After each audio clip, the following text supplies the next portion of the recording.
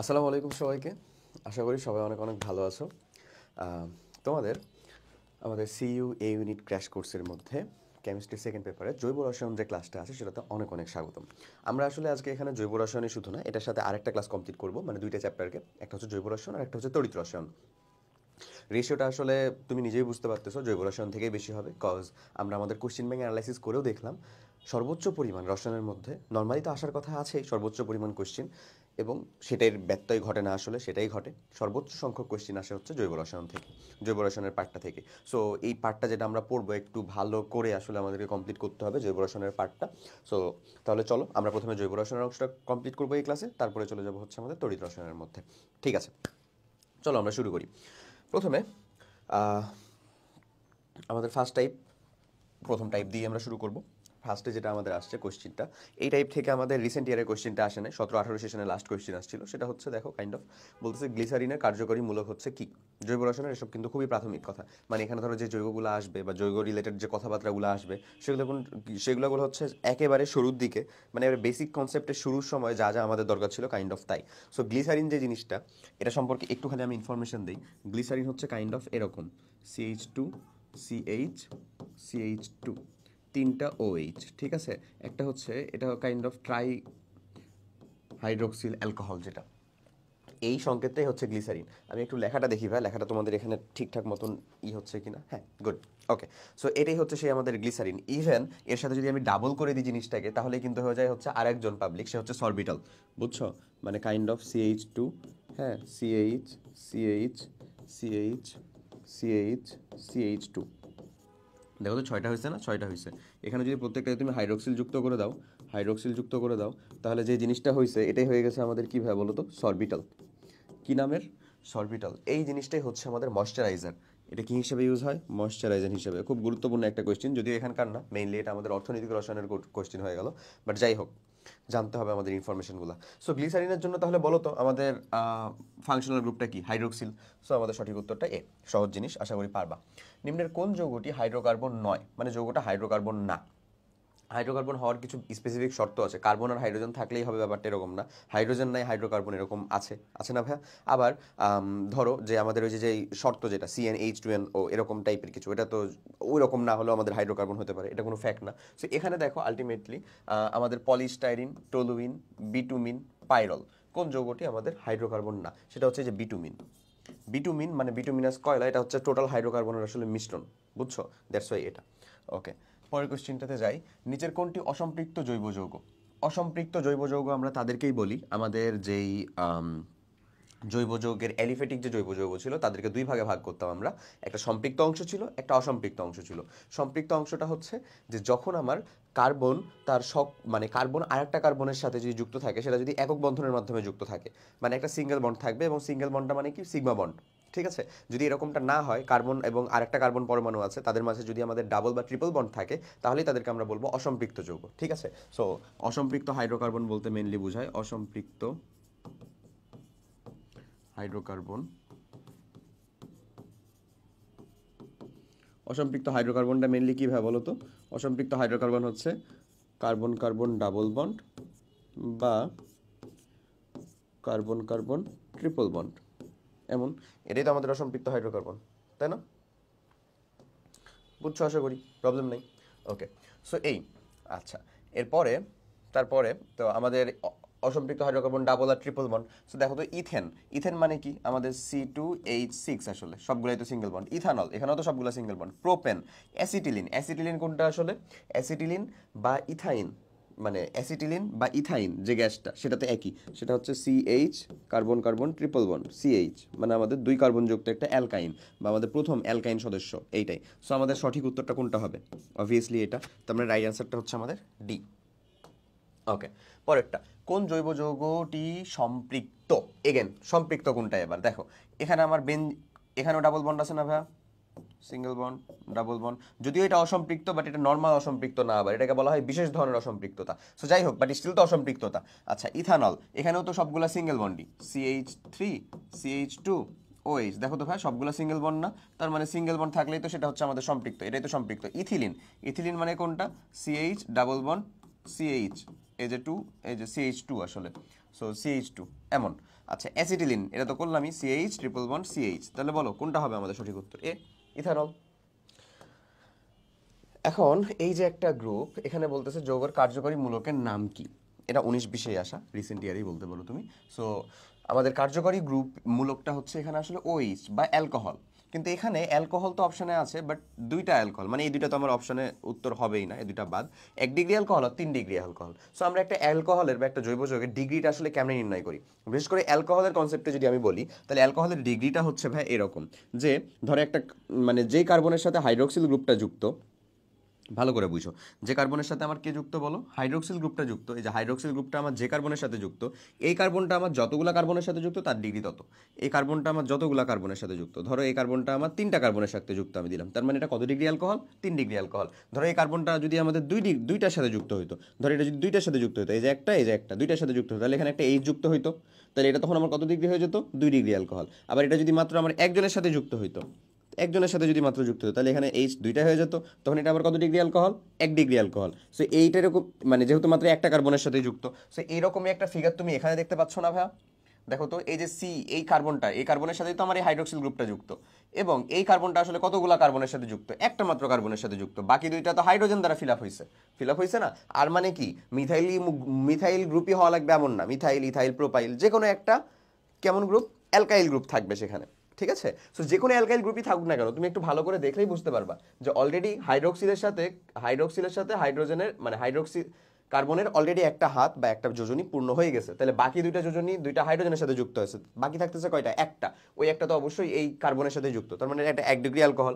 সহজ জিনিস, কিন্তু আশা করি তোমরা পারবাও। আমি জাস্ট ভালো করে একটা রিক্যাপ করিয়ে দিচ্ছি। ওকে, পরেরটা, অ্যালকিনের সাধারণ সংকেতের ফর্মুলা কি? দেখো, আমি একটা জিনিস দেখাই, এই সাধারণ সংকেত আহামরি কিচ্ছু না, এটাকে বানানোই যায় আসলে। তুমি নিজে যদি কয়েকটা সদস্য পরপর জানো তাহলে তুমি বানাতে পারবা। আমি তোমাকে এটা এখানে এজন্য দেখাচ্ছি কারণ CnH2n +2 এটা কার সংকেত বলো তো ভাইয়া? অ্যালকেন। CnH2n এটা হচ্ছে অ্যালকিন, CnH2n। আচ্ছা, তারপরে CnH2n-2 এটা কে বলো তো? অ্যালকাইন। এগুলো লেখার একটু কারণ আছে, খালি একটু অপেক্ষা করো, কারণটা আমি বুঝাচ্ছি।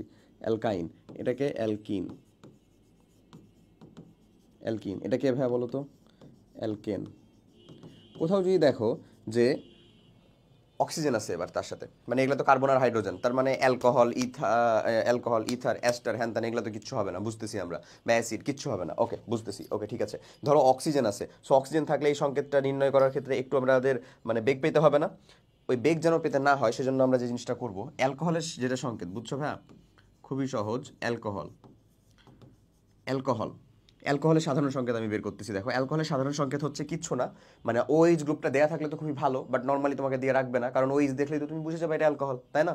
সো ওরা OH না দিয়ে কি করবে, মানে কেমন করবে?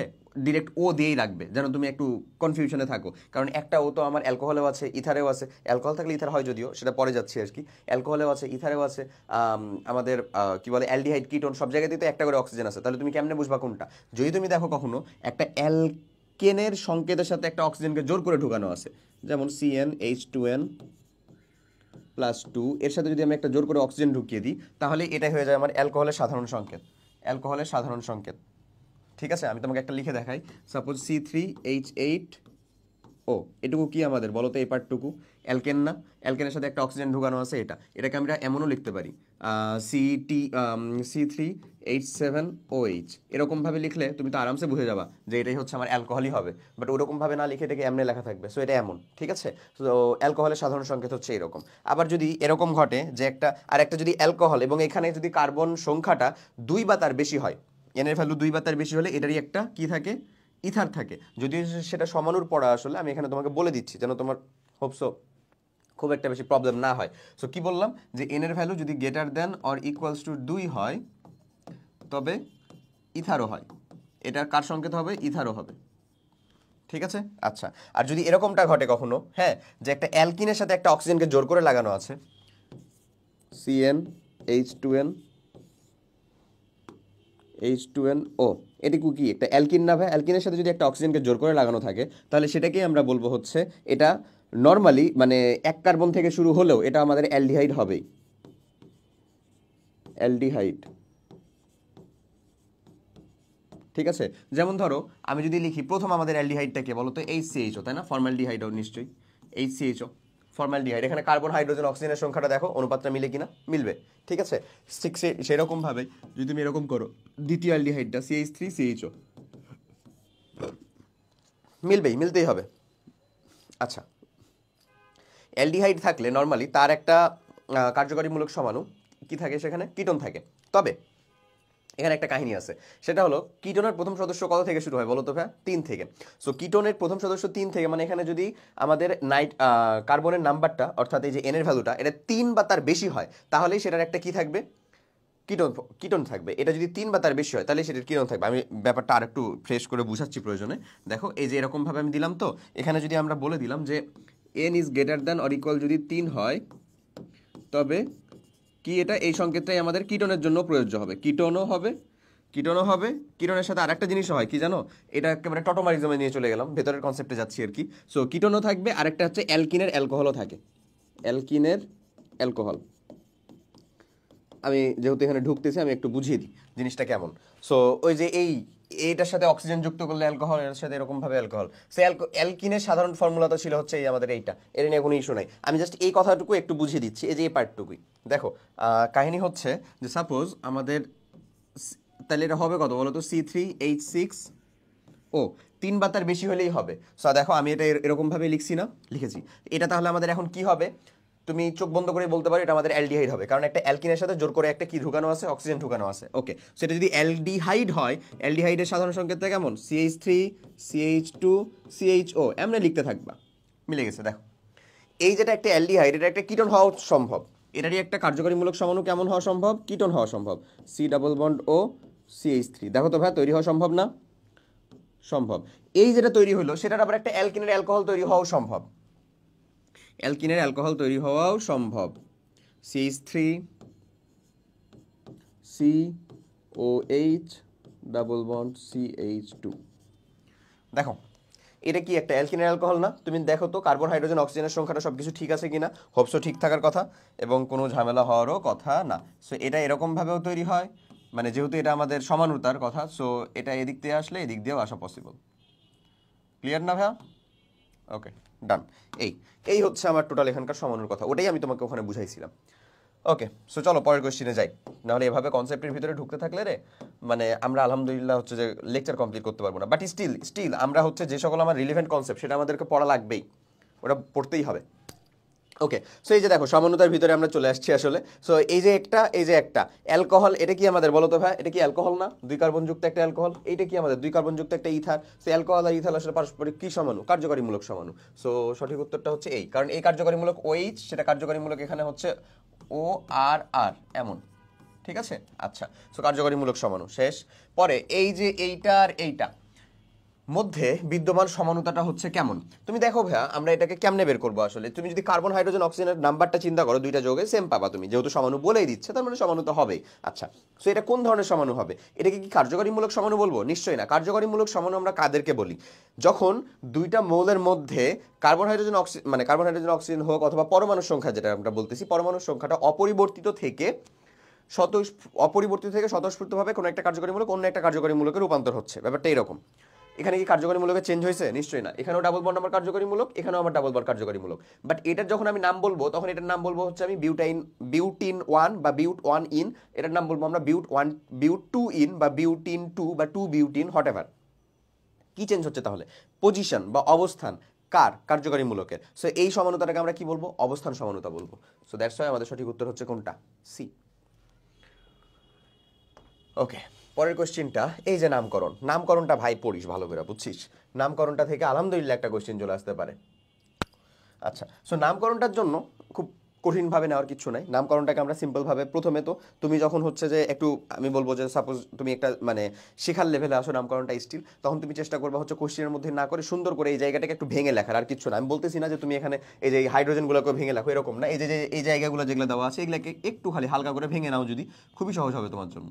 তাহলে ওটা করে ফেলি আমি, CH3, হ্যাঁ, যেন কোনো ঝামেলা না পাইতে হয় তোমার। এই কার্বনটাকে আমি লিখলাম, তারপরে এখানে কয়টা আছে CH3 দেখো তো ভাই, 2টা। এই যে CH3 দিলাম একটা, এই যে CH3 দিলাম একটা। ওকে, তারপরে এখানে কে আছে দেখো তো, CH2CH3 এখন আমি যেদিক দিয়ে যাই এমন দিক দিয়ে যাওয়ার চেষ্টা করবো যেদিক থেকে আমি সর্বোচ্চ সংখ্যক কাকে পাবো, কার্বনকে মানে ইনক্লুড করতে পারবো। সো আমি যাওয়ার টার্গেট নিব হচ্ছে কোন দিক দিয়ে দেখো তো ভাইয়া, আমি যদি এদিক দিয়ে টার্গেট নিই 1 2 3 4 5, আমি কি এর থেকে বেশি পাবো কোথাও? একই একই পাঁচটায় বেশি বোধহয় কোন দিক দিয়ে পাওয়া যাবে না। Very good. এখন আমি এদিক থেকে যাবো নাকি এদিক থেকে যাবো?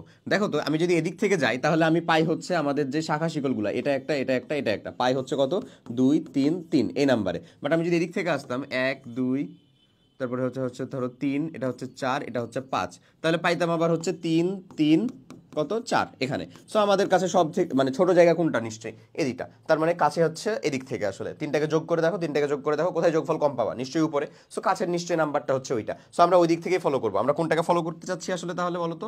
এইটাকে, হ্যাঁ এইটাকে। সো এটাকে যদি আমরা ফলো করে দিই তাহলে আমাদের যেহেতু নামকরণের প্রথম যে বা বেসিক নিয়ম যেটা, সেটা হচ্ছে প্রথমে প্রিফিক্সগুলোকে লিখতে হবে। সো প্রিফিক্স আসলে কে কে আছে? তিনটাই মিথাইল গ্রুপ প্রিফিক্স আকারে আছে। তিনটা মিথাইল গ্রুপই বা শাখা যে জায়গাগুলো সেগুলা, এবং তাদের পজিশনটা উল্লেখ করতে হবে যেহেতু তিনটাই, এবং সেটাকে আমরা বলবো কত 2 2 3 3 2 3 3। তার মানে এটা কত লিখবো? 2 3 3 হওয়ার জন্য নিশ্চয়ই সেটা ট্রাই 2 3 3 ট্রাই। তারপরে মিথাইল 2 3 3 টাই মিথাইল, 5 কার্বন যুক্ত একটা অ্যালকেন না, 5 কার্বন যুক্ত, দ্যাট মিন্স পেন্টেন। সো এই নাম্বারটা তুমি অপশনে কোথায় দেখতে পাচ্ছ? 2 3 3 ট্রাইমিথাইল পেন্টেন, একেবারে 1 নাম্বার রে ভাই, সঠিক উত্তর এইটাই। শেষ, পারা যাবে না? ওকে, পরেরটাতে আসি দেখি।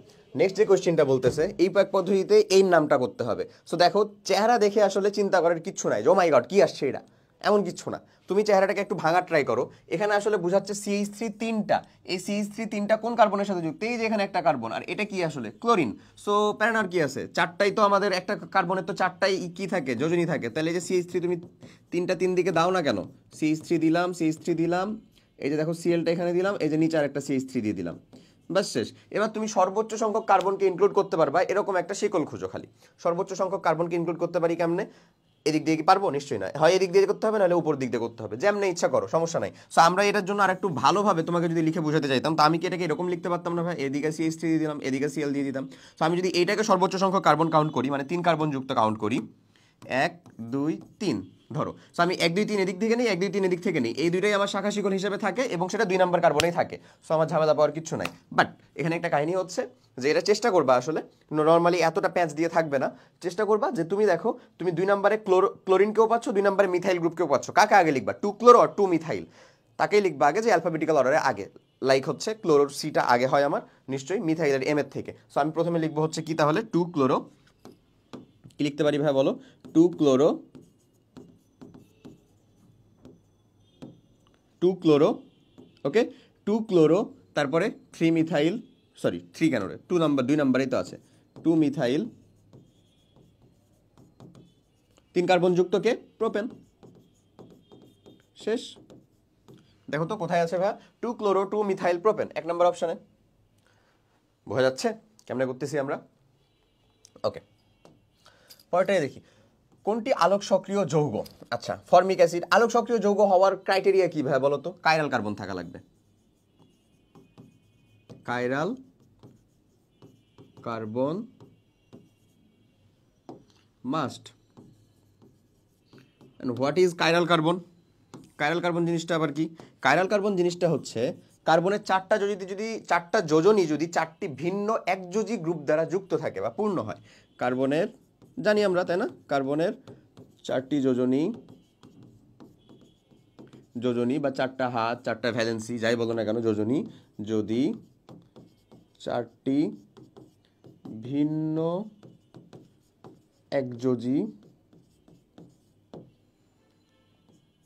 একযোজী মূলক দ্বারা পূর্ণ হয়, তাহলে সেটা হয়ে যায় আমাদের কি? কার্বনের 4টি ভিন্ন, মানে 4টে যোজনী যদি 4টি ভিন্ন একযোজী, হ্যাঁ, মূলক দ্বারা পূর্ণ হয়, সেটাকে আমরা বলবো হচ্ছে আমাদের আলোক সক্রিয় যৌগ বা কাইরাল কার্বন থাকলে যৌগটা আলোক সক্রিয় হয়। সো ফর্মিক অ্যাসিডে এটা পসিবল না, কারণ এটা হচ্ছে HCOOH। তো এই কার্বন যেটা, এই কার্বনের কি চারটা যোজনী মানে হচ্ছে ফিল আপ চারটা ভিন্ন না, এই যে এটাই তো হচ্ছে দুইটা যোজনী একাই খেয়ে নিবে একটা অক্সিজেন। সো এটা বাদ। Lactic acid, yes, D lactic acid and lactic acid আমরা জানি একটা +2.4 ডিগ্রি রোটেশন দেয়, একটা -2.4 ডিগ্রি রোটেশন দেয়, এবং ল্যাকটিক অ্যাসিডের সংকেতটা কেমন এইরকম ভাইয়া, CH3, এই যে OH, এই যে H, এবং এখানে হচ্ছে COOH। So COOH। সো এই যেই কার্বনটা, এই যেই কার্বনটা সেটা কি আমাদের হচ্ছে, দেখো তো কাইরাল কার্বন হচ্ছে না, কাইরাল কার্বন হচ্ছে, তাহলে তো সঠিক উত্তর আমরা পেয়ে গেলাম। এবং তোমরা অনেকে বলতে পারো যে ভাই টার্টারিক অ্যাসিডও তো আমাদের কি হয়, আলোক সক্রিয় যৌগ হয়। হ্যাঁ সত্য, আসলে টার্টারিক অ্যাসিডও আলোক সক্রিয় যৌগ হওয়া উচিত ছিল, বাট এটাকে মেসোযৌগ বলা হয়। এই টার্টারিক অ্যাসিডের নাম কি বলতেছি বলো, মেসোযৌগ। এই সকল যে টার্মগুলো ব্যবহার করতেছি, যারা অলরেডি পড়ে আসছো ভালো করে জৈব রসায়নটা, আশা করি তাদের কাছে রিভিশনও হয়ে যাবে। আর যারা পড়ে না একটু, তাদেরকে আমি কাইন্ডলি বলবো অ্যাটলিস্ট পরীক্ষাটা কমপ্লিট করার জন্য যেগুলো বলতেছি বা যেগুলো বুঝাইতেছি কাইন্ডলি নোট ডাউন করে নিতে পারো, অথবা খুব ভালো মতন মনে রাখার চেষ্টা করতে পারো। সো মেসোযৌগ কেন বলতেছি মেসোযৌগ জানো, কারণ এর একটা প্রতিসম তল থাকে, উপরেও সেম এবং নিচেও সেম। এই প্রতিসম তল বরাবর ভাগ করলে উপরের স্ট্রাকচারও সেম, নিচের স্ট্রাকচারও সেম। আমি তোমাকে দেখাই দিই, COH, COOH, COH,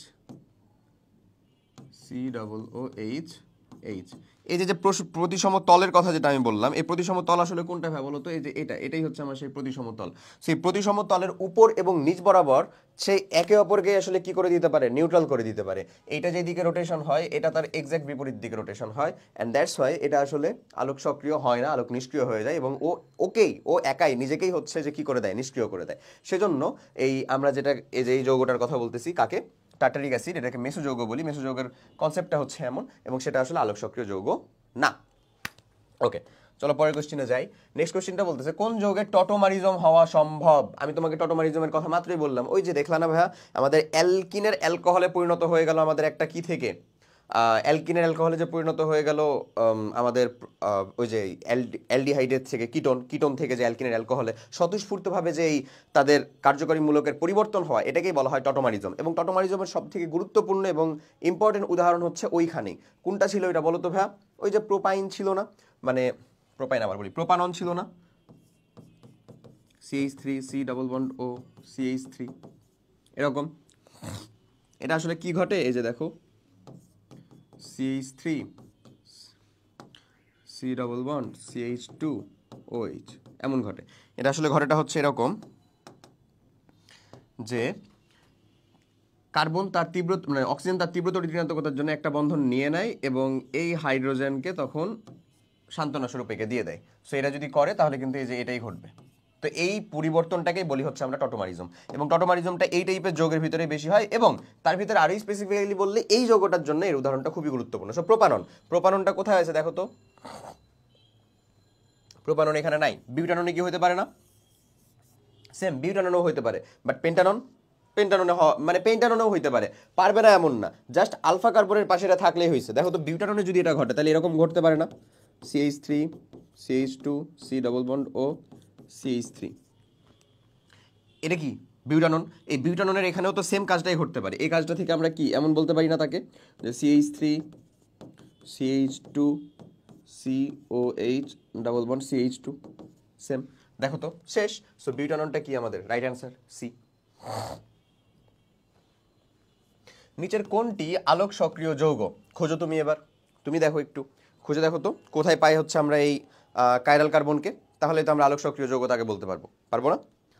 আলোক সক্রিয় যৌগ কোনটা আমাদের এখানে, এই এখানে এটা কি আলোক সক্রিয় হবে, নিশ্চয়ই না। এখানে কোনো কার্বন পাবা তুমি যে কার্বনটা আসলে মানে চারটাই ভিন্ন একযোজী গ্রুপ দ্বারা যুক্ত, পাবা না। একে দেখো এ তো হবেই না, কারণ এর সাথে 3টা হাইড্রোজেন যুক্ত। একে দেখো এই তো কার্বন কার্বন ডাবল বন্ডে, মানে ওই দুজনও না, ও বাদ। এখানে দেখো এই কার্বনটা একাই 3জনের সাথে যুক্ত, 3টা মিথাইল গ্রুপের সাথে যুক্ত, এও বাদ। বাট এইখানের এই কার্বনটার দিকে একটু লক্ষ্য রাখা যেতে পারে। এই কার্বনটা একটা দিয়ে CH3 এর সাথে যুক্ত, আর একটা হাইড্রোজেনের সাথে যুক্ত, আর একটা NH2 গ্রুপের সাথে যুক্ত, আর একটা কার সাথে যুক্ত আসলে COOH এর সাথে যুক্ত। সো আমাদের সঠিক উত্তর কোনটা হবে রে ভাই, সি। নিচের কোনটি ফ্রি রেডিক্যাল, ফ্রি রেডিক্যাল কোনটা, ফ্রি রেডিক্যাল মানে হচ্ছে যদি সুষম বন্ধন বিভাজন ঘটে তাহলে সেপারেটলি কার্বন নিয়ে সরে যায়। যেমন হচ্ছে কার্বনের এক্ষেত্রে বন্ধন ঘটতে পারে যদি দুই পাশে সেম পরিমাণ জিনিস থাকে। যেমন হচ্ছে ধরে নাও আমি এটা একটা ইথেন লিখতেছি CH3 সো এই যে ইথেন থেকে যদি আমাদের এরকম ভাবে একটা বন্ধন বিভাজন ঘটে, তাহলে এদিকেও দেখো প্রতিসম, এদিকেও প্রতিসম না। সো দুইটা পার্টি সেপারেট তাদের ইলেকট্রন নিয়ে সরে আসে। সো সেপারেট তাদের ইলেকট্রন নিয়ে সরে আসলে এই ব্যাপারটা থাকে হচ্ছে H3C, এই যে তার ইলেকট্রনটা, এই যে CH3, এই যে তার ইলেকট্রনটা। সো এটাকেই আমরা বলি কি ফ্রি রেডিকাল। দেখো তো এখানে ফ্রি রেডিকালটা কোনটা, ই নাম্বারে আছে না, এই যে এটা আর কি এইখানে হইতো এমন। ক্লিয়ার? কার্বনিয়াম আয়নের স্থায়িত্বের ক্রম নিচের কোনটি? কার্বনিয়াম আয়নের স্থায়িত্বের ক্রম, আমরা কার্বোকাইডনের স্থায়িত্বের ক্রমটা মেইনলি জানি। সো একটা পারলে একটাকে মনে রাখার টেকনিক আমরা বলি বা বুঝি, ওটাকে মনে রাখলে সবগুলোই আসলে বলা যায়। সো দেখো সিম্পলি আমি হচ্ছে যে এই জিনিসটা একটু দেখাই দিই, এক লাইনে দেখাই দিব, আশা করি বুঝতে পারবা। কার্বোক্যাটায়নেরটা দেখাচ্ছি আমি, হ্যাঁ? তাহলে কার্বনিয়ামেরটা একেবারে এক্স্যাক্ট উল্টো হয় বা হোয়াটএভার তুমি বলতে পারবা আরামসে। আচ্ছা, সো আমি যে কাজটা করব সেটা হচ্ছে আমি একটু এখানে এটা নিয়ে নিই, তাহলে আমার জন্য লিখতে সুবিধা হবে। হ্যাঁ ভাই, তো ধরে নাও আমরা যদি এটাকে এরকমভাবে লিখি, ধরো আমাদের হচ্ছে যে এখানে Cl, আচ্ছা এই যে হাইড্রোজেন, এই যে হচ্ছে আমাদের হাইড্রোজেন আর এমনি লিখলাম হাইড্রোজেন আর এমনি লিখলাম আর এমনি লিখলাম। এবার আমি যে কাজটা করবো এগুলোকে একটু ডুপ্লিকেট বানিয়ে নিব, হ্যাঁ, যেন আমাদের লেখার মানে তোমাদের জন্য একটু সহজে বুঝাতে পারি এবং লেখাটাও একটু সুবিধা হয়। আমি দুইটাই দেখিয়ে দিচ্ছি, ঠিক আছে? সো আমি হচ্ছে যেটা সাদা দিয়ে লিখতেছি ভাই, সেটাই আমাদের আসলে এলিমিনেট হবে, সেটাই হচ্ছে আমাদের কি হবে, এলিমিনেট হবে। ওকে, সো এলিমিনেট হওয়ার কাহিনীটা যদি দেখো, বলো তো কার্বন আর হাইড্রোজেনের মধ্যে কার তড়িৎ-ঋণাত্মকতার পরিমাণটা বেশি? কার? নিশ্চয়ই আমার কার্বনের। সো এখান থেকে যদি চলে যায় হাইড্রোজেনটা, তাহলে এই নেগেটিভ চার্জে চার্জিত হবে, তার মানে এও নেগেটিভ চার্জে, হাইড্রোজেনটা ভেঙে চলে গেলে। আবার ক্লোরিন আর কার্বনের ভিতরে কার তড়িৎ-ঋণাত্মকতা বেশি? নিশ্চয়ই ক্লোরিনের। সো এই যদি চলে যায় তাহলে পজিটিভ চার্জে, তার মানে আমরা বুঝতে পারতেছি উপরের যে গ্রুপটা আছে সেটা হচ্ছে আমাদের কার্বোক্যাটায়নের গ্রুপ, নিচের যে গ্রুপটা আছে সেটা হচ্ছে আমাদের কার্বনায়ন বা কার্বনিয়াম আয়নের ভিতরে নেগেটিভ চার্জের যেটা গ্রুপ সেটা হচ্ছে নিচে। তো এখানে আমাদের মনে রাখার টেকনিকটা কি? মনে রাখার টেকনিকটা হলো এমন যে তুমি অলওয়েজ মাথায় রাখবে একটা জিনিস। সাপোজ আমরা এই যে এটাকে মনে রাখার একটা টেকনিক শিখবো, ওটা দিয়ে আমরা বাকিগুলোকে মনে রাখতে পারবো, কার্বোক্যাটায়নকে। এবং এখানে যে এই এতগুলা লেখার মানেটা কি দেখো, ডিগ্রি, এই যে এটা যেটা আমাদের সেটা হচ্ছে আমাদের আসলে 1 ডিগ্রি। কোনটা বলো তো ভাইয়া? এই যে এটা হচ্ছে আমাদের 0 ডিগ্রি, এটা হচ্ছে আমাদের 1 ডিগ্রি, এটাকে বলতেছি আমরা 2 ডিগ্রি, এটা হচ্ছে আমাদের 3 ডিগ্রি। মানে যেই 3 ডিগ্রি, মানে যেই কার্বনটাকে আমরা কাউন্ট করতেছি, ওই কার্বনটা আমার কতগুলো কার্বন পরমাণুর সাথে যুক্ত সেটাই হচ্ছে তার ডিগ্রি। যেমন এই কার্বনের পজিটিভ চার্জ, সেই কার্বনটা আমার শুধুমাত্র কোনো কার্বনের সাথে যুক্ত নাই, দ্যাটস ওয়াই সেটাকে আমরা 0 ডিগ্রি বলতেছি।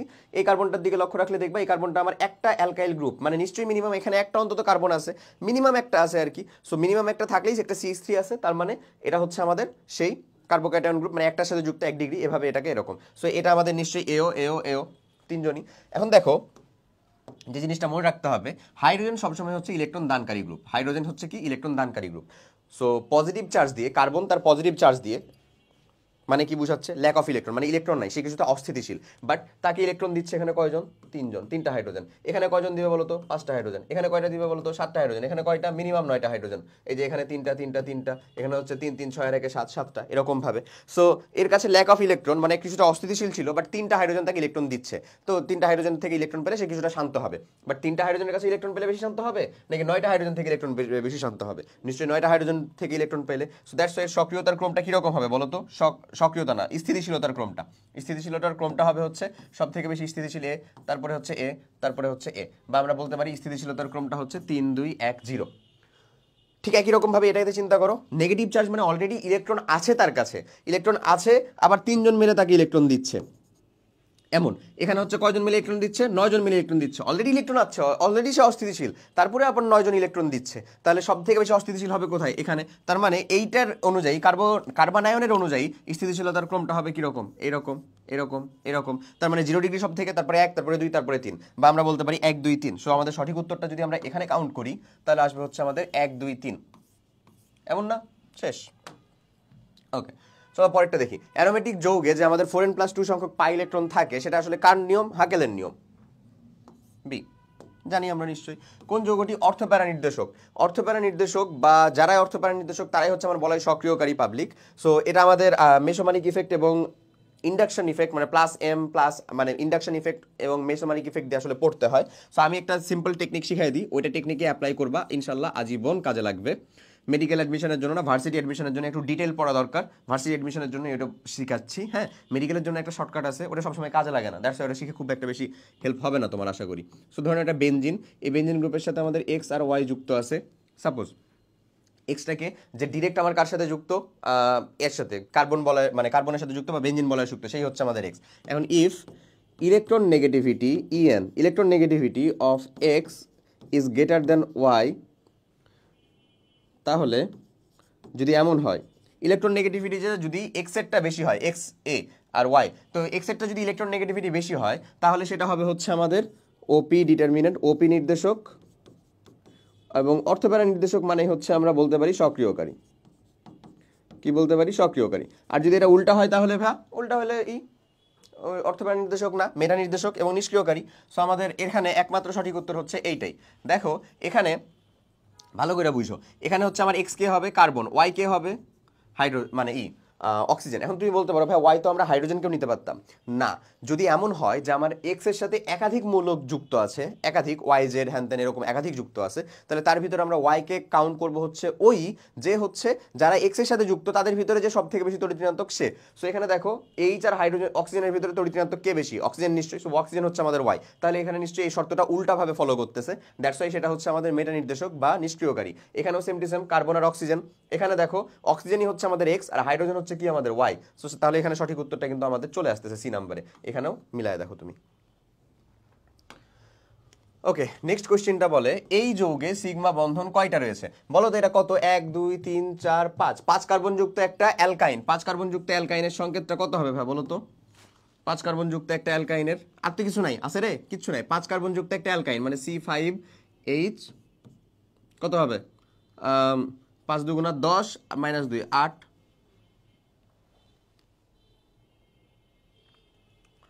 H8, এমন না? 5 কার্বন যুক্ত না, 1 2 3 4 5, 5 কার্বন যুক্ত একটা আমাদের হচ্ছে যে এটা 5 কার্বন যুক্ত আমাদের একটা অ্যালকাইন। অ্যালকাইনের সংকেত কি? CnH2n-2। সো 5 কার্বন যুক্ত যদি হয়, ও যদি 5 কার্বন যুক্ত হয়, হাইড্রোজেন কি ঠিক লিখছি না আমরা? এত এত এত এত, তাহলে কয়টা হয়েছে রে? 4 6। কি রে ভুলটা হচ্ছে কোথায়? এই যোগ ভুল লেখা আছে। ও আহা হা হা হা ভাইয়া, এটা তো ভুল হয়ে গেছে একটু। এটা তো এই ফর্মুলাটা এক্স্যাক্ট খাটবে না। কেন ফর্মুলাটা খাটবে না? একটা শর্টকাট অ্যাপ্লাই করার জন্যই ফর্মুলাটা খাটাচ্ছিলাম। বাবারে এখানে তো 3 বন্ধন আছে, এখানে তো একটা ডাবল বন্ড আছে, তাহলে কি আমরা এটাকে কমন সংকেতের আওতায় নিয়ে আসতে পারবো? নিশ্চয়ই না, পারবো না। সো বাদ দাও কমন সংকেত, ব্যাপার না, নো প্রবলেম। ওটা বাদ দিলাম। শর্টকাট আরেকটা আছে আমাদের কাছে, কি নাই? আছে। শর্টকাটটা হচ্ছে এই, যদি যৌগটা আমার অ্যালিফেটিক হয়, অ্যালিফেটিক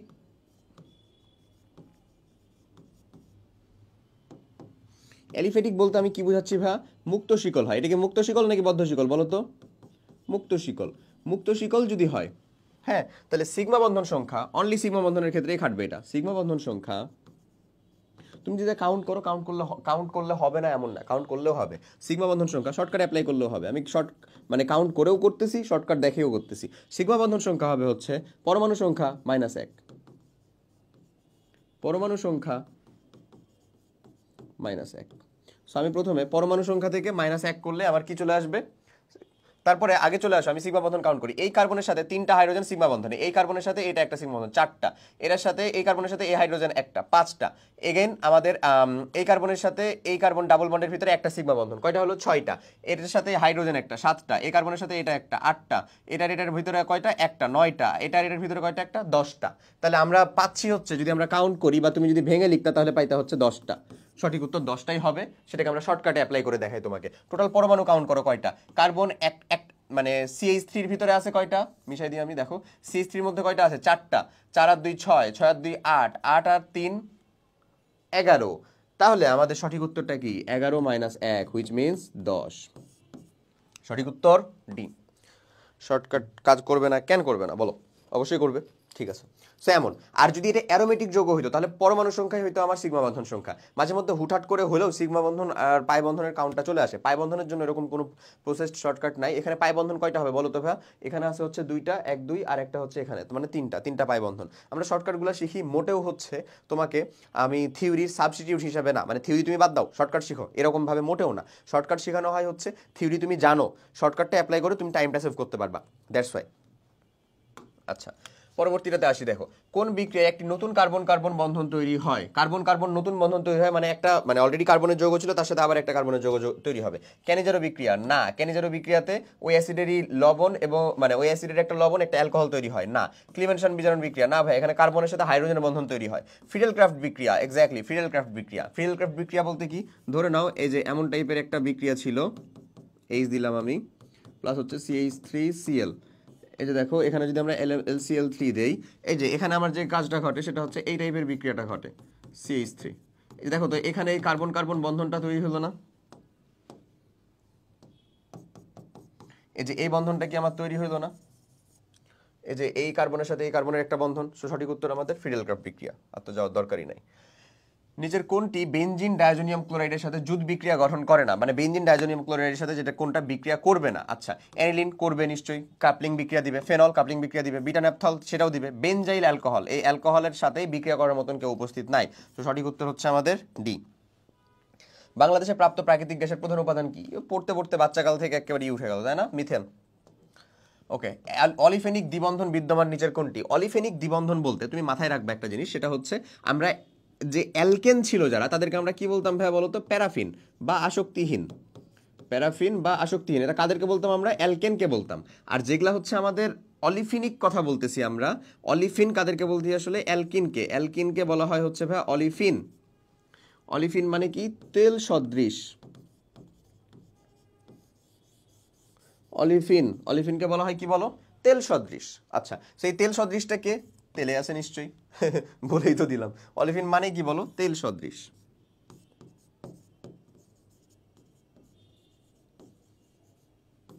আচ্ছা, পরেরটাতে নিচের কোন যৌগটিতে অলিফিনিক দ্বিবন্ধন আছে? সেম, তেল। নিচের কোন যৌগটি ক্ষারীয় পটাশিয়াম পারম্যাঙ্গানেটের সাথে বিক্রিয়া করে না? আমি বারবার বলি কোশ্চেন পড়ার সময় কাইন্ডলি একটু এগুলোর দিকে মনোযোগ দিবা, ঠিক আছে?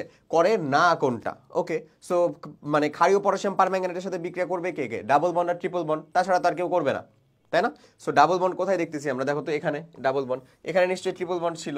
আচ্ছা, এখানে নিশ্চয়ই ডাবল বন্ড আছে। এই যে ডাবল বন্ড, এটা তো বিশেষ ধরনের ডাবল বন্ড, এ তো আমার বিক্রিয়া করে না, তার মানে সঠিক উত্তর আমাদের এই। আর এখানকার ডাবল বন্ড বিক্রিয়া করবে, মানে অ্যালকেন অ্যালকিন বিক্রিয়া করবে। এখানেও কিন্তু ডাবল বন্ড আছে, কোথায়? বেনজিনের মধ্যে। বাট বেনজিনের অসম্পৃক্ততা আমরা জানি, বিশেষ ধরনের অসম্পৃক্ততা, এবং সেটা প্রমাণ করার জন্য আমি ব্রোমিন পানি পরীক্ষা এবং পটাশিয়াম পারম্যাঙ্গানেট পরীক্ষাও করি। পটাশিয়াম পারম্যাঙ্গানেট পরীক্ষাও সে দেয় না, ব্রোমিন পানি পরীক্ষাও সে দেয় না। তারপরে কি? পটাশিয়াম পারম্যাঙ্গানেট দ্রবণের সাহায্যে নিম্নের কোন যৌগটি শনাক্তকরণ করা যায়? যায়, এবার খুঁজতে হবে যায় কাকে? একে না, কে দিবে আমার? ডাবল বন্ড আর ট্রিপল বন্ড, তাই না? অ্যালকিন বা অ্যালকাইন, এই যে অ্যালকাইন, শেষ, সঠিক উত্তর, আর তো দেখারই দরকার নাই। ওকে, পিভিসি উৎপাদনের কাঁচামাল নিচের কোনটি? PVC, polyvinyl chloride. ভিনাইল ক্লোরাইডের চেহারাটা কেমন জানো ভাইয়া? এই যে এরকম, CH2CHCl। ভিনাইল ক্লোরাইডের চেহারাটা হচ্ছে এরকম। বলতো এটা যদি ভিনাইল ক্লোরাইডের চেহারা হয় তাহলে এটা আমরা পাইলাম আসলে কেমনে? এই যে এর সাথে যোগ করে প্লাস HCl যদি করো, তাহলে দেখো একটা সংযোজন বিক্রিয়া দিবে, এবং সংযোজন বিক্রিয়া দিলেই এটা তৈরি হয়, তৈরি হয় না? তার মানে মাদার কম্পাউন্ড আসলে কোনটা হচ্ছে? এটাই না? সো এই ইথাইন। ক্লিয়ার? কাঁচামাল। ইথিন থেকে কি পাইতাম এরকম কিছু? নিশ্চয়ই না। ওকে, সিলভার দর্পণ পরীক্ষা দেয় কোন যৌগ? সিলভার দর্পণ পরীক্ষা দিবে হচ্ছে আমাদের অ্যালকাইন একগুলা দেয়, বাট অ্যালকাইন একের থেকেও যদি অপশনে কখনো দেখো অ্যালকাইন একও আছে, আবার হচ্ছে তোমার কাছে ইও আছে, অ্যালডিহাইডও আছে। সো অ্যালডিহাইডটা বেশি ওই বিক্রিয়ার জন্য বেশি সক্রিয় অ্যালকাইন একের থেকে। হ্যাঁ, সো দেখো এখানে হচ্ছে আমাদের অ্যালকাইন এক, প্রোপাইন এবং প্রোপানোন কি আমাদের অ্যালকোহল? না সরি, কি আমাদের অ্যালডিহাইড? নিশ্চয়ই না, মানে ওটা বাদ। এটা তো কিটোন এই সিলভার দর্পণ পরীক্ষা দেয় না। সিলভার দর্পণ পরীক্ষা মানে হচ্ছে আমাদের টয়লেট বিকারকের যে পরীক্ষাটা সেটা। সো প্রোপানল, অ্যালকোহলও দিবে না। ইথিন না। প্রোপাইন, এই যে অ্যালকাইন এক না, এটা দেখো তো CH3C ট্রিপল বন্ড CH, এটা ছাড়া কি আর প্রোপাইন তৈরি হওয়া সম্ভব? প্রোপাইনের তুমি এখানে দাও ট্রিপল বন্ড, অথবা এই কার্বনে দাও, আলটিমেটলি কি হবে? সেটা অ্যালকাইন একই তো হবে। সো সঠিক উত্তর আমাদের ডি। ওকে, যে বিটা কার্বনে যে বিটা কার্বনে কম সংখ্যক হাইড্রোজেন পরমাণু যুক্ত থাকে সেই কার্বন থেকেই বেশিরভাগ হাইড্রোজেন পরমাণু অপসারিত হয়। এই নীতিটাই হচ্ছে আমাদের সাইজফের নীতি বা সাইজফের সূত্র। কার সূত্র বা কার নীতি বলো? সাইজফের নীতি বা সাইজফের সূত্র, অ্যালকিন প্রস্তুতি করার একটা নীতি। আচ্ছা, বেনজিন বলা হয় কার্বন দৈর্ঘ্য কত? 1.39 অ্যাংস্ট্রম, মাঝামাঝি একটা। হ্যাঁ, 1.39 অ্যাংস্ট্রম। এই ভ্যালুগুলো আমরা মনে রাখবো একটু। সব থেকে বেশি কোথায়? আমাদের সিঙ্গেল বন্ডে 1.54 অ্যাংস্ট্রম। যত তুমি বন্ড বাড়াবা তত হচ্ছে তাদের দৈর্ঘ্যগুলো কমতে থাকবে।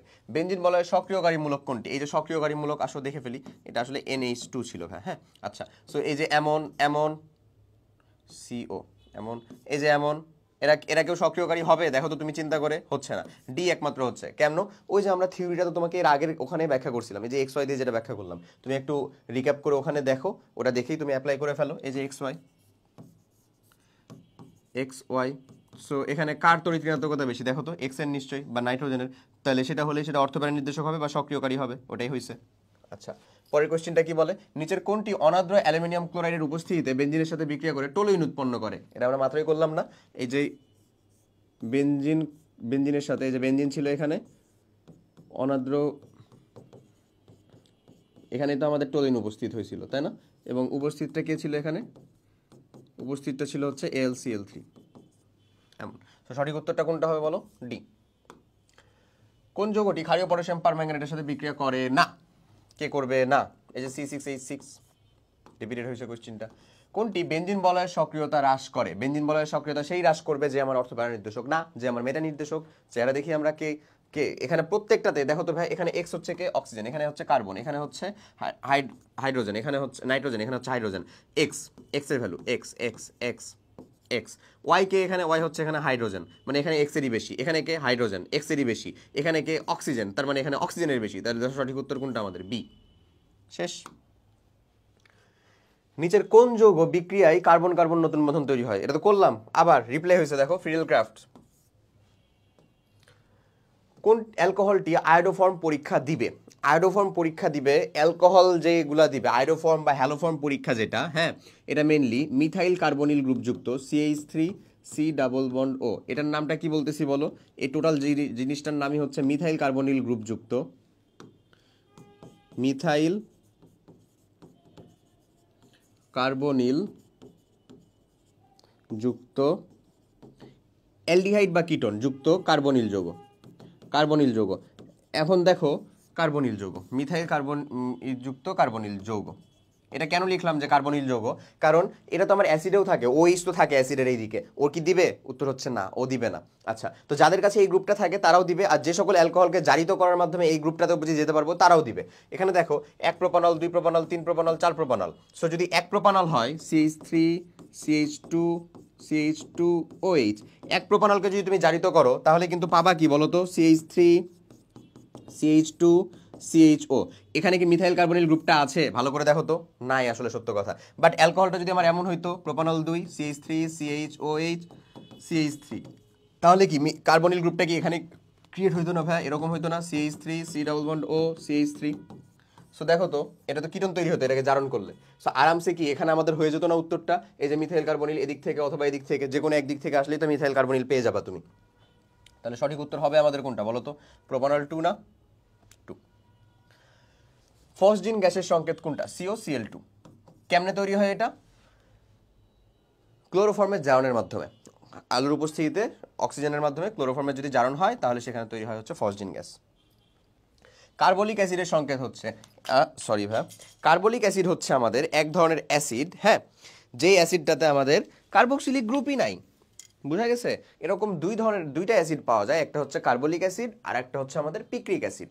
দুইটা অ্যাসিড, একটা হচ্ছে কার্বলিক অ্যাসিড, একটা হচ্ছে পিক্রিক অ্যাসিড। কার্বলিক অ্যাসিডটা নামটা শুনে যেরকম মনে হচ্ছে, আসলে ওই অ্যাসিডটা ওরকম না, এটা হচ্ছে জাস্ট ফেনল।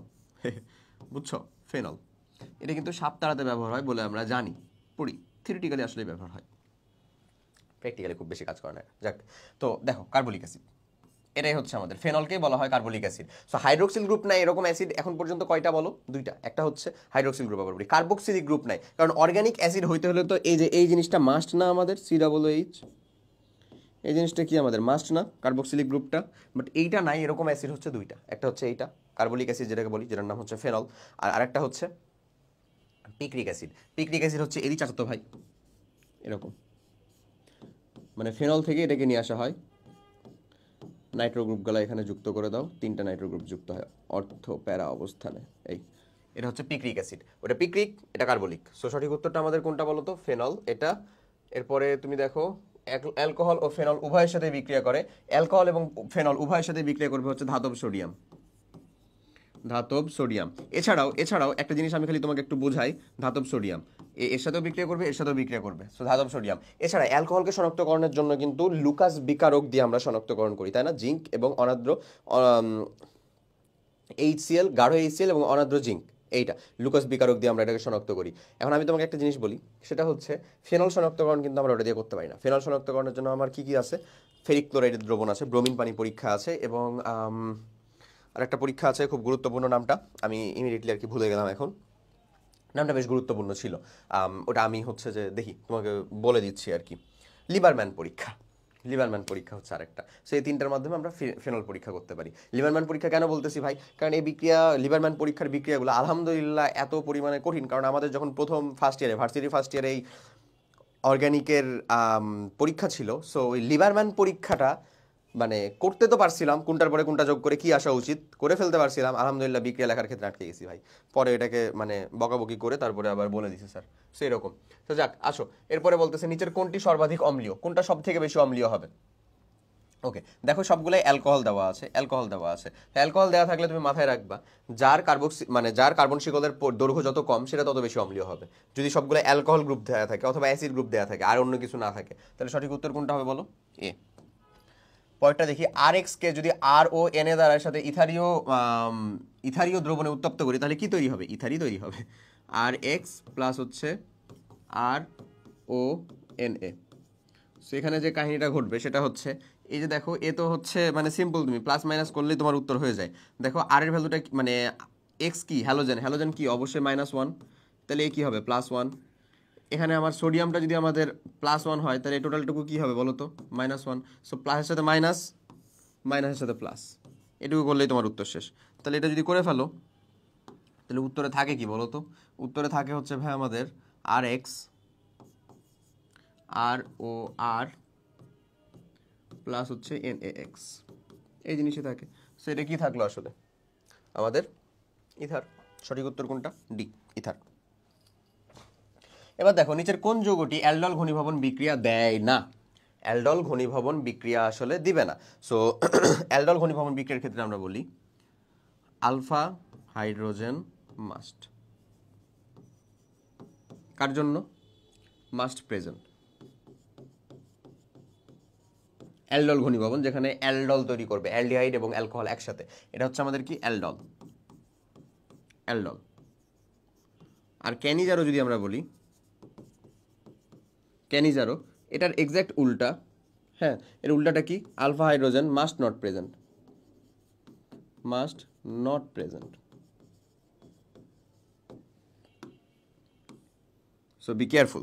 ঠিক আছে, তাহলে আলফা হাইড্রোজেনটা কি? আলফা হাইড্রোজেনটা হচ্ছে আমাদের কার্বনিল গ্রুপটা যেখানে যুক্ত, CHO হোক COই হোক না, কারণ কার্বনিল গ্রুপটা যার সাথে যুক্ত, কার্বনিল গ্রুপের সাথে যে হাইড্রোজেনটা যুক্ত সেটাই হচ্ছে আলফা কার্বন, যে কার্বনটা যুক্ত সেটাই হচ্ছে আলফা কার্বন। ধরো CHO, এখানে হচ্ছে আমাদের অন্য একটা কিছু আছে, ধরো এই কার্বন। সো এই যে এটা আমার ফাংশনাল গ্রুপ না ভাইয়া? এই ফাংশনাল গ্রুপের সাথে যে কার্বনটা যুক্ত সেটাই হচ্ছে আমাদের আলফা কার্বন। ওই আলফা কার্বনে যদি হাইড্রোজেন থাকে সেটাকে আমরা কি বলবো? Alpha hydrogen. এখানে আমি দেই নাই, বাট এখানে আমাদের কি হবে? ধরো এখানে 3 হলো, তাহলে এখানে কয়টা আলফা হাইড্রোজেন? 3টা। সো এরকম আমরা দেখবো। দেখো তো এই যৌগটার ভিতরে তো আলফা কার্বনই নাই, এটা তো আমার ফাংশনাল গ্রুপ। ফাংশনাল গ্রুপের সাথে তো কোনো কার্বনই যুক্ত নাই, মানে আলফা কার্বনই নাই। তাহলে আলফা কার্বনই যদি না থাকে রে বাবা, সেখানে কি আলফা হাইড্রোজেন থাকার কোনো পসিবিলিটি আছে? নাই। সো সঠিক উত্তর কোনটা? এই, কারণ যেটা অ্যালডল ঘনীভবন বিক্রিয়া দেয় না, অ্যালডল ঘনীভবন বিক্রিয়া দেওয়ার জন্য আলফা হাইড্রোজেন মাস্ট প্রেজেন্ট থাকা লাগবে। তাহলে যেখানে আলফা হাইড্রোজেন নাই সেই তো আমার অ্যালডল ঘনীভবন বিক্রিয়া দিবে না। সঠিক উত্তর ওইটাই। বাদ বাকি এদের প্রত্যেককে দেখো আলফা হাইড্রোজেন আছে। এটা আমাদের ফাংশনাল গ্রুপ, তার মানে এটা কি? Alpha carbon. আলফা কার্বনে কয়টা হাইড্রোজেন আছে? 2টা। এই যে একে দেখো, এখানে এও আমার আলফা কার্বন, এও আমার আলফা কার্বন, দুইটাই। সো আলফা কার্বন এখানে কয়টা আছে? এই কার্বন ধরলে আমাদের 3টা, এই কার্বন ধরলে আমাদের 3টা, এখানে দেখো শুধু 3টা। এরপরে এই একটা বিক্রিয়া দেওয়া আছে, এই বিক্রিয়াটার নাম কি? চলো বিক্রিয়াটা আমরা একটু দেখি। বিক্রিয়াটাতে দেওয়া আছে হচ্ছে একটা, দেখো এই যেটা দেওয়া, এইটা আসলে কোন বিক্রিয়াটা দেওয়া? দেখো তো এরকম না ভাইয়া, C6H5CHO মানে কত? এই যে CHO এমন, আচ্ছা বলো তো এখানে কি আমার আলফা হাইড্রোজেন আছে, মানে এই ফাংশনাল গ্রুপটা আমার এই কার্বনের সাথে যুক্ত না, এই কার্বনের হাইড্রোজেনটাকে রিপ্লেস করেই তো এই গ্রুপটা যুক্ত হয়েছিল। এখানে কি তাহলে আলফা হাইড্রোজেন আছে?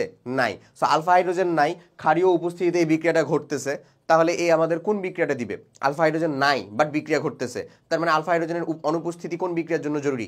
ক্যানিজারোতে। তাহলে সঠিক উত্তর এটা কোনটা হবে বলো তো? ক্যানিজারো বিক্রিয়া। এই যে মাত্র করালাম না এখানে, দেখো আলফা হাইড্রোজেন থাকা লাগবে না, ওই বিক্রিয়াটা হচ্ছে ক্যানিজারো। আলফা হাইড্রোজেন থাকলে ওই বিক্রিয়াটা হচ্ছে কি? অ্যালডল। ওকে, এছাড়াও ক্যানিজারো বিক্রিয়ায় ওই যেটা আছে তার একটা অ্যালকোহল তৈরি হয় এবং তার অ্যাসিডের লবণ তৈরি হয়। আচ্ছা, নিম্নের কোনটি সোডিয়াম হাইড্রোক্সাইড প্লাস আয়োডিনের সাথে বিক্রিয়া করে এত তৈরি করে না? এই যে দেখো করে না বলতেছে, তার মানে এইখানে যে বিক্রিয়াটা, আবার ওখানে যেমন আমরা মানে কার্বনিল গ্রুপের বৈশিষ্ট্যমূলক বিক্রিয়া আসলে হচ্ছে ভাই তিনটা, আমরা তো অলরেডি দুইটা বললাম, অ্যালডল আর ক্যানিজারো। 3 নাম্বারটা হচ্ছে গুরুত্বপূর্ণ বিক্রিয়াটা, এই গুরুত্বপূর্ণ বিক্রিয়াটা হচ্ছে হ্যালোফর্ম। কি নাম বলো? হ্যালোফর্ম, বা এই যে হ্যালোজেন যুক্ত করা হলো না, আয়োডিন যুক্ত করা হলো সেটাকে আয়োডোফর্ম বলা হয়, ক্লোরিন যুক্ত করা হলো ক্লোরোফর্ম, ব্রোমিন যুক্ত হলো ব্রোমোফর্ম, এরকম। আচ্ছা, তো হ্যালোফর্ম, এই যে হ্যালোফর্মের জন্য আমাদের কন্ডিশনটা কি ছিল? ওই যে পড়লাম, মিথাইল কার্বনিল গ্রুপ থাকা লাগবে অথবা কাউকে জারিত করার মাধ্যমেও মিথাইল কার্বনিল গ্রুপ আসা লাগবে। এরকম যৌগ কি? কার্বনিল যৌগ, অন্য যৌগ হলে হবে না। যেমন অ্যাসিডেও তো মিথাইল কার্বনিল গ্রুপ থাকে, বাট ওটা কি দিবে না, কোন যৌগ হইতে হবে? কার্বনিল যৌগ। সো এখানে দেখো এই যে এখানে মিথাইল কার্বনিল গ্রুপ আছে নাই, বাট এটাকে জারিত করলে, এই যে অ্যালকোহল না এটাকে জারিত করলে তো কি হবে? CH3CHO হবে, যেটাতে আবার মিথাইল কার্বনিল গ্রুপ আছে। ঠিক আছে, তার মানে ও আমার বিক্রিয়াটা দিবে। আচ্ছা, এটাকে দেখো, এই যে মিথাইল কার্বনিল গ্রুপ থাকার পরেও এটা কি আসলে অ্যাসিড হ্যালাইড? এটা কি আমাদের, দেখো তো, এটা কি আমাদের কিটোন গ্রুপ বা হচ্ছে আমাদের ই গ্রুপ, মানে অ্যালডিহাইড গ্রুপ? নিশ্চয়ই না। তার মানে এই তো দিবে না, তার মানে আমাদের যেটা সঠিক উত্তর, আমাদের কাঙ্ক্ষিত উত্তর কোনটা ভাই বলো? বি। এখানে দেখো মিথাইল কার্বনিল আছে, এখানেও মিথাইল কার্বনিল আছে। শেষ। সিলভার দর্পণ পরীক্ষা দেয় কোন যৌগ? সিলভার দর্পণ পরীক্ষা দিবে, ওই যে বললাম, সিলভার দর্পণ পরীক্ষা দেওয়ার ক্ষেত্রে যদি তুমি দেখো অ্যালকাইন একও আছে অপশনে, কিট আবার হচ্ছে যে অ্যালডিহাইডও আছে, বেশি যাবে কে? অ্যালডিহাইড। সো দেখো তো, প্রোপানন এটা তো কিটোন, এটা না। প্রোপানল এটা তো অ্যালকোহল, এটা না। প্রোপান্যাল, এই যে সঠিক উত্তর কোনটা? শেষ। নিচের কোনটি আদ্র বিশ্লেষণে অ্যাসিডিক অ্যাসিড তৈরি হয়? এই যে অ্যাসিডিফিকেশন, CH3, এটা এর সাথে যদি পানি যোগ করো, আদ্র বিশ্লেষণ হয়ে যেটা তৈরি করবে সেটা হচ্ছে CH3COOH, অবশ্যই হাইড্রোজেন প্লাসের উপস্থিতিতে, আর একটা হচ্ছে ভাই NH3। শেষ। তাহলে সঠিক উত্তর কোনটা? এটাই। নিচের কোন অ্যাসিডে কার্বক্সিলিক মূলক নেই? কার্বক্সিলিক মূলক নেই এরকম অ্যাসিডের নাম্বার কয়টা বললাম? দুইটা, একটা হচ্ছে কার্বলিক আর একটা হচ্ছে পিক্রিক। কার্বলিক অ্যাসিড একটা, আর একটা হচ্ছে পিক্রিক অ্যাসিড। পিক্রিক অ্যাসিডের নাইট্রো গ্রুপগুলো থাকে, কার্বলিক অ্যাসিডে শুধু ওইটাই থাকে। তো সঠিক উত্তর তাহলে কোনটা হবে? Picric acid. অ্যামিনের আচরণ কি ধরনের? ক্ষারধর্মী। তাহলে কোন ধরনের? লুইস ক্ষার। লুইস ক্ষার কেন? কারণ ওর কাছে নাইট্রোজেন থাকে, নাইট্রোজেনের কাছে তো লন পেয়ার একজন ইলেকট্রন থাকে, সে সেই ইলেকট্রনটা দান করে দিতে পারে, সেজন্য। 1-2 degree 3 degree 1 degree 2 degree 3 degree amine শনাক্ত করা হয় কিসের দ্বারা? খুবই গুরুত্বপূর্ণ একটা বিক্রিয়া, এবং এই বিক্রিয়াগুলোও দেখে রেখো যেখানে যেখানে আমাদের রিটেন কোশ্চেন আছে সেখানকার জন্য। এবং এই বিক্রিয়াগুলো আসলে কি কি? এই বিক্রিয়াগুলো হচ্ছে ভাই আমাদের নাইট্রোসো অ্যাসিডের সাথে বিক্রিয়া। 1 ডিগ্রি 2 ডিগ্রি 3 ডিগ্রি অ্যামিনের সাথে nitroso acid, not nitric acid, nitroso অ্যাসিডের সাথে বিক্রিয়া। কোথায় আছে সেটা দেখো তো, এই যে একটা একটা 1 ডিগ্রি অ্যামিন, এর সাথে যখন আমরা মানে ক্লোরোফর্মের বিক্রিয়া করতেছি কি ক্ষারীয় উপস্থিতিতে, তখন একটা কি তৈরি করতেছে? কার্বিল অ্যামিন তৈরি করতেছে। এই কার্বিল অ্যামিনের একটা ঝাঁঝালো গন্ধ আছে, ঝাঁঝালো গন্ধ, আয়োডক্স বামের মতো ঝাঁঝালো গন্ধ। এটা একই সাথে আমাদের ক্লোরোফর্মের বিক্রিয়া, ক্লোরোফর্মের শনাক্তকরণ বিক্রিয়া এবং 1 ডিগ্রি অ্যামিনের শনাক্তকরণ বিক্রিয়া। 1 ডিগ্রি অ্যামিন ছাড়া অন্য কোনো শনাক্তকরণ বিক্রিয়া দিবে না এটা। সো এই পরীক্ষার নাম বুঝছোই তো, যৌগের নাম যেহেতু কার্বিল অ্যামিন, দ্যাটস ওয়াই পরীক্ষার নামও কার্বিল অ্যামিন বিক্রিয়া, এবং সঠিক উত্তর হচ্ছে ডি। ওকে, এমন কিছু বিক্রিয়া আছে যেগুলো খুব গুরুত্বপূর্ণ, যেমন আমাদের যদি কথা বলি গ্লিসারিন, গ্লিসারিনের শনাক্তকরণ বিক্রিয়ার নাম হচ্ছে ভাই আমাদের গ্লিসারিনের শনাক্তকরণ বিক্রিয়ার নাম হচ্ছে আমাদের অ্যাক্রোলিন পরীক্ষা। কি পরীক্ষা বলো? অ্যাক্রোলিন পরীক্ষা, যেটা আমরা পটাশিয়াম বাইসালফেটের উপস্থিতিতে করি, অ্যাক্রোলিন পরীক্ষা। ওকে, আবার কিছু বিক্রিয়া আছে HVZ রিঅ্যাকশন, HVZ হেল ভোলার জেলেনিস্কি, আবার স্যান্ডমেয়ার গ্যাডারম্যান, এই যে কিছু বিক্রিয়া আছে না, যে নাম দিয়ে বিজ্ঞানীর নাম অনুযায়ী আমরা বিক্রিয়াগুলো করি, ওগুলো গুরুত্বপূর্ণ। হ্যাঁ, ওগুলো হচ্ছে ডিরেক্ট নাম দিয়েই জৈব যৌগে চলে আসে, জৈব রসায়নের ভিতরে চলে আসে। সো এটা তো বুঝছি আশা করি, এটা হচ্ছে ডি। ওকে, পরেরটা, নিম্নের কোনটি পলিমার নয়? পলিস্টাইরিনের তো নামেই পলিমার। পাইরোগ্যালল এটা তো পলিমার না রে ভাই, এটা একটা যৌগ। তাহলে সঠিক উত্তর কোনটা? ডি। প্রোটিন বা স্টার্চ দুইটাই তো পলিমার। প্রোটিন হচ্ছে আমাদের কার পলিমার বলো তো? অ্যামিনো অ্যাসিডের পলিমার। স্টার্চ হচ্ছে আমাদের হাইড্রোকার্বনের। প্রাকৃতিক রাবার নিচের কোনটি পলিমার? প্রাকৃতিক রাবার নিচের কোনটি পলিমার? মানে আমাদের প্রাকৃতিক রাবার যেটা আছে সেটা আমাদের কোনটির পলিমার? এটা হচ্ছে আমাদের স্টাইরিন 1,3 বিউটাডাইন, আইসোপ্রিন এবং হচ্ছে টেট্রাফ্লোরোইথিলিন। টেট্রাফ্লোরোইথিলিন থেকে আসলে টেফলন তৈরি করা হয়, যেটা দিয়ে ওই যে ইটি তৈরি করা হয়, ওটা আমাদের না।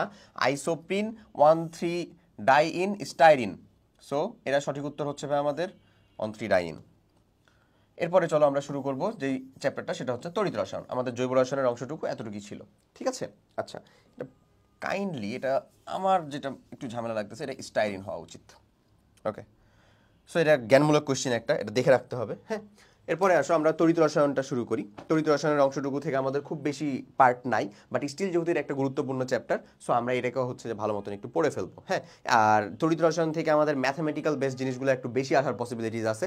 সো যেহেতু আমাদের 100 ms এবং তার বিলো ক্যালকুলেটারগুলো আমরা ইউজ করতে পারবো, সো আশা করি প্রবলেম হবে না। ঠিক আছে, ক্যালকুলেটার থাকা মানে কিন্তু আসলে সত্য কথা একটা কি থাকা, আসার জায়গা থাকা বা ভরসার জায়গা থাকা। ওকে, এরপরে আসো দেখি কোনটি তড়িৎ বিশ্লেষ্য নয়। তড়িৎ বিশ্লেষ্য নয় কে?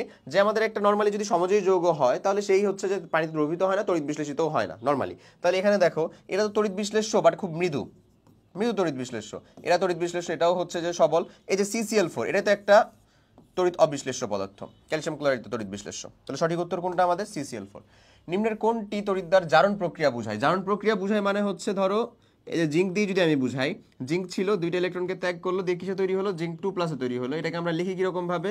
জিঙ্ক থেকে জিঙ্ক 2+, এমনে লিখি, জিঙ্ক থেকে জিঙ্ক 2+, এমনে লিখি, ঠিক আছে।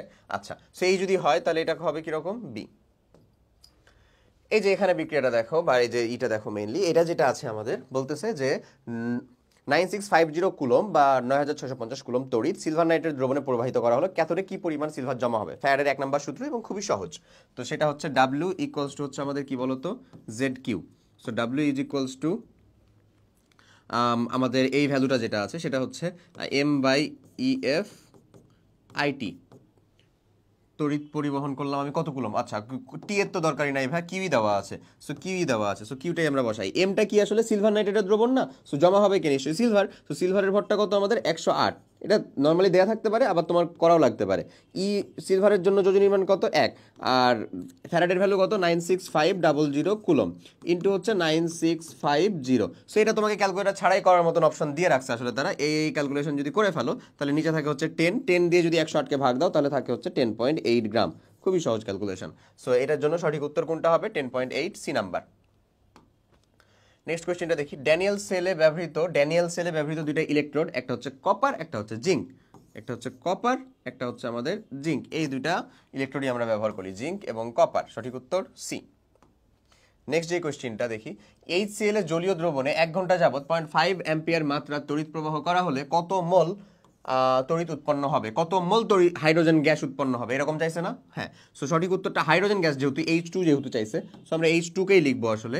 H2টা কিরকম ভাবে হয় দেখো তো ভাই, H+ যদি আমার একটা ইলেকট্রনকে গ্রহণ করে বা রিসিভ করে তাহলে সে হাফ অফ হাইড্রোজেন গ্যাসে তৈরি হয়।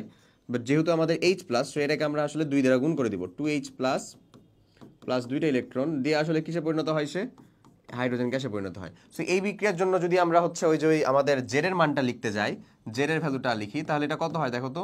2/2 × 96500 এমন। এই যে ভর বাই হচ্ছে যতগুলো ইলেকট্রন আদান প্রদান হলো সেটা। তাহলে আমরা এখানে এখন W = এমন লিখতে পারি M/EF IT এমন। এটা হচ্ছে প্রথম সূত্র। সো আমাদেরকে বলেছে আসলে কত মোল জমা হয়, তাই না?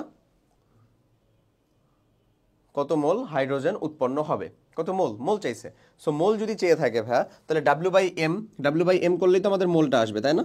W/M করলে আমাদের মোল আসবে। তাহলে এটা করে ফেললাম। IT এর মানটা কত রে? 0.5 I, টি এর মানটা হচ্ছে 1 ঘন্টা, মানে 60 × 60 বাই হচ্ছে EF 2 × 96500। সেই ভ্যালুটাই হচ্ছে এখানকার। সো এটা কোথায় আছে আমরা দেখি একটু। 0.5 × 3600 বাই হচ্ছে 2 × 965। সো সঠিক উত্তরটা হচ্ছে এই যে এইখানে, সঠিক উত্তরটা হচ্ছে ওইখানে। আর কোথাও আছে না? এই তো সঠিক উত্তর। বুঝা গেছে না? এই তো সিম্পল, ক্লিয়ার। ওকে, পরের কোশ্চেনটা দেখি। নেক্সট কোশ্চেন বলতেছে কোনটি রিচার্জযোগ্য ব্যাটারি? রিচার্জযোগ্য ব্যাটারি আসলে কোনটা আমাদের? Lithium ion battery. Lithium ion battery. এই চ্যাপ্টার থেকে ভাই আসলেই খুব সত্য কথা আসার পরিমাণ, কোয়েশ্চেনের পরিমাণটা, রেশিওটা যথেষ্ট কম। দ্যাটস এখানে আমরা কোয়েশ্চেন খুব বেশি অ্যাড করি নাই।